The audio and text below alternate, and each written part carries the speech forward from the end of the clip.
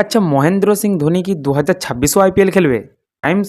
Times of ইন্ডিয়ার খবর অনুযায়ী মহেন্দ্র সিং ধোনি কিন্তু এখনও পর্যন্ত সেরকম কোনো কিছু ইঙ্গিত দেননি যে অবসর নিয়ে সে পরের বছরও আইপিএল সে খেলতে পারে।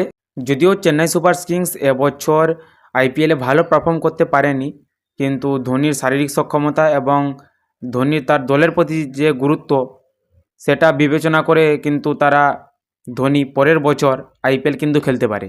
ফ্র্যাঞ্চাইজি সূত্রে যে নতুন খেলোয়াড়রা, তরুণ খেলোয়াড়রা যারা রয়েছে তাদেরকে গাইড করা এবং যে চ্যাম্পিয়নের জন্য যে খেলা, সেটা সেই যে গুরুত্বটা, সেটার জন্য কিন্তু ধোনিকে সে সিএসকের দলে কিন্তু থাকতেই হবে।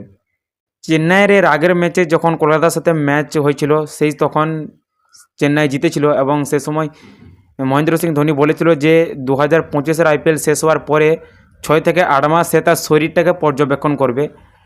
তারপরে সে যদি তার শরীরটা যদি পর্যবেক্ষণ করে সে ঠিকঠাক থাকে বা ফিট থাকে, তাহলে সে কিন্তু পরের বছর আইপিএল কিন্তু খেলতে পারে।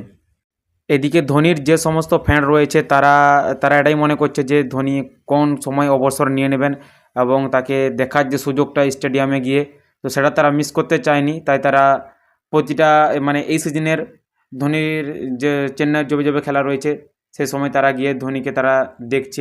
অন্যদিকে আবার প্রাক্তন ক্রিকেটারেরা বলছে যে মহেন্দ্র সিং ধোনি কিন্তু চেপকের মাঠেই, তার ঘরের মাঠেই শেষ ম্যাচটা খেলতে চান এবং সে 2026-এও সে আইপিএল খেলে। তো এর থেকে এটাই বোঝা যাচ্ছে যে সম্ভবত এরপরে 2026-এ মহেন্দ্র সিং ধোনিকে মনে হয় লাস্ট বারের মতো আরেকটা সিজন তাকে খেলতে দেখতে পাওয়া যাবে।